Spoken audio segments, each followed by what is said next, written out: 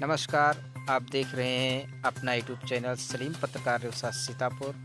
जिन लोगों ने अभी तक हमारे यूट्यूब चैनल को सब्सक्राइब नहीं किया सब्सक्राइब कर लें ताकि छोटी बड़ी खबर से रूबरू हो सकें। ये खबर आप लोगों को रूबरू कराऊंगा जो सीतापुर विधानसभा सेवता 150 की खबर है। सीधे स्क्रीन के ऊपर आप लोगों को हम दिखा रहे हैं जो माननीय पूर्व विधायक झीन बाबू के दरवाजे पे और उनके आवास पर की तस्वीर है, जहां आगामी 2022 चुनावी को मद्देनज़र रखते हुए जनमिलन का कार्यक्रम किया गया।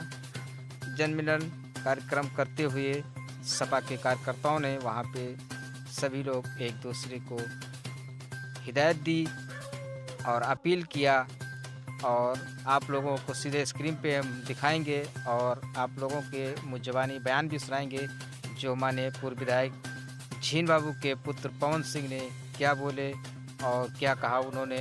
आप लोग सीधे स्क्रीन पे और वीडियो की रिकॉर्डिंग के कैमरे के माध्यम से रिकॉर्ड किया गया है, आप लोग सीधे सुन सकते हैं। और जनता से हाथ जोड़कर विनम्र निवेदन किया है कि साइकिल का बटन दबाकर भारी मतों से विजय हो सकता है, प्रधान पूर्व हो सकता है, लेकिन कार्यकर्ता कभी पूर्व नहीं होता, वो मौजूदा रहता है और मौजूदा रहेगा। कभी आप लोग ये ना सोचिएगा कि आप लोग पूर्व हो, आप लोग मौजूद हो, हम लोगों के साथ में हो, हम आपके घर में हैं, पड़ोस में रहते हैं, ज्यादा दूर कहीं हमारा घर नहीं है, सुपौली में रहते हैं। ना हम सुपौली बेच के कहीं चले जाएंगे, ना आप कुछ बेच के यहाँ से कहीं जाओगे। हम आज भी आपसे मिलेंगे, हम आपको कल भी आपसे मिलेंगे। ना हम कहीं जा रहे हैं ना आप कहीं जा रहे हो, बस उनसे सावधान रहना है जो पता नहीं कहां से आए, जिनका कोई घर का पता नहीं है। खाली आपको इतना पता है कि रेवसा में उनका आवास, वही आवास जो था वो किराए पे था, आज वही आवास है जहां पर हेलीकॉप्टर उतरता है।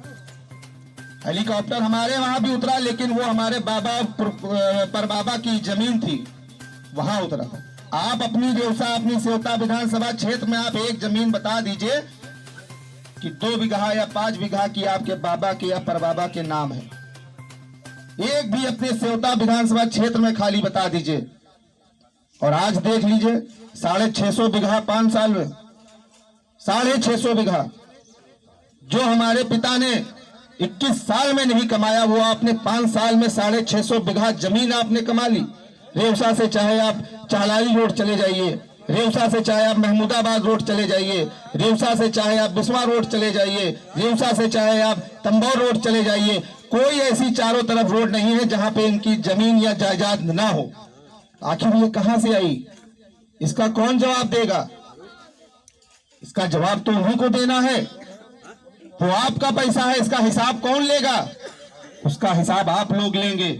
वो भी कब लेंगे? 23 तारीख को। जब 23 तारीख को आप बटन दबाएंगे साइकिल का, और जब 10 तारीख को खुलेगा तब उनको हिसाब पता चलेगा कि ये किसकी क्या है। उसके बाद देखूंगा कि आप कितनी बार क्षेत्र में आते हैं और अपने लोगों से मिलते हैं।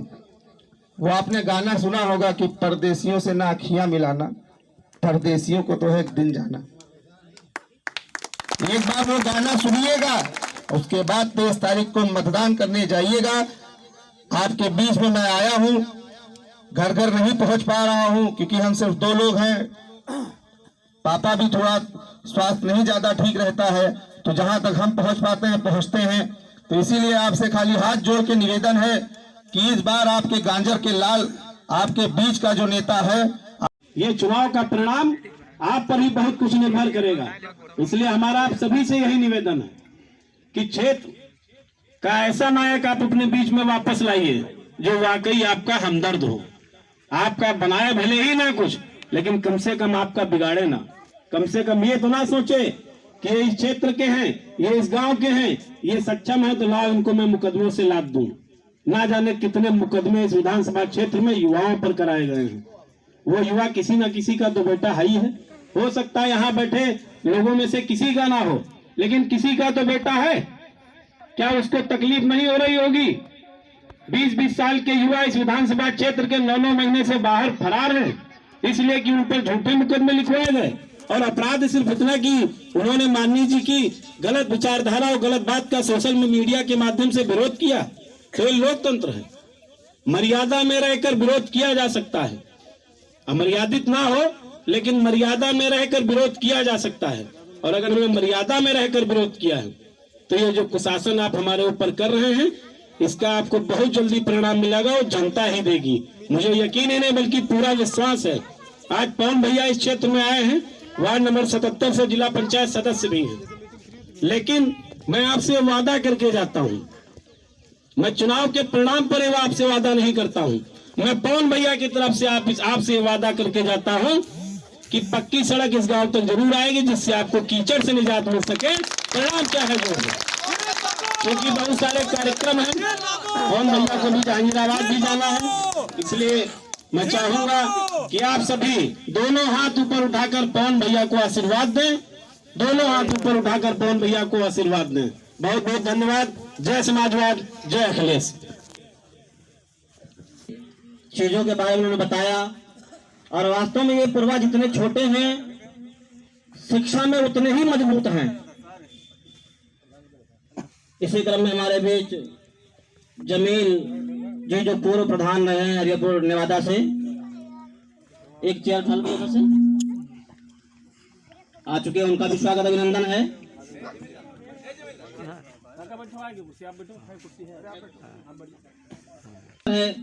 बहुत भाग दौड़ है, इसलिए मैं अपने युवा नेता, युवा साथी जो हम लोगों के भविष्य के कर्णधार होंगे और निश्चित ही हम युवाओं की आवाज को बहुत ऊंचाइयों तक ले जाने काम करेंगे, ऐसे ओजस्वी भाई श्री अध्यक्ष जी जो है कार्यक्रम के मुख्य अतिथि समाजवादी पार्टी के होनहार तेज तर्रार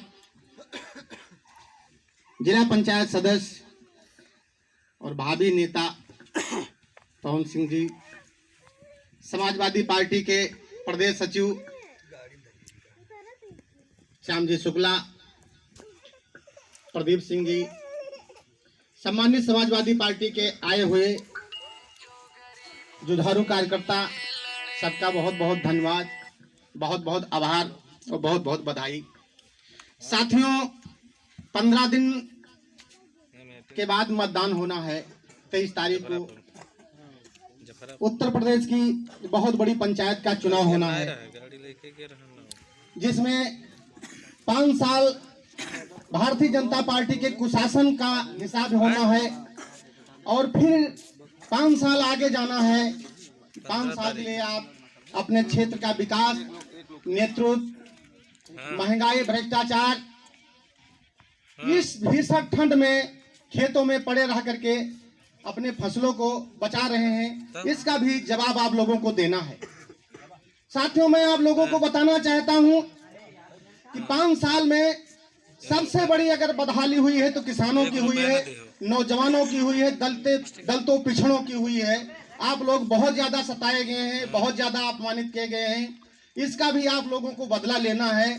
और बदला इस हिसाब से लेना है, इस तरीके से लेना है, गोपनीय तरीके से जा करके अपने स्कूल पर जहां पर आपका मतदान हो वहां पर जा करके अपनी वोट ढीलना है। वोट ढील करके इस जालिम सरकार को उखाड़ कर फेंकने का काम आप लोगों को करना है।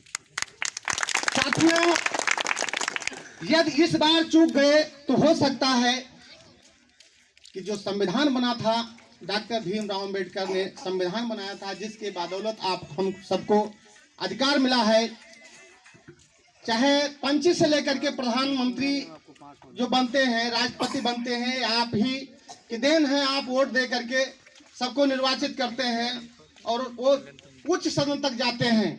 हो सकता है कि संविधान ही खत्म हो जाए, संविधान खत्म हो जाएगा तो ना आप चुनाव लड़ सकते हैं, ना आप वोट दे सकते हैं। तो ये जो 2022 का महज 15 दिन के बाद जो आप मतदान करेंगे, ये जीने और मरने का चुनाव है, या जो है स्वाभिमान और सम्मान का चुनाव है। इस सम्मान और स्वाभिमान से आप लोग और आपके परिवार की तरक्की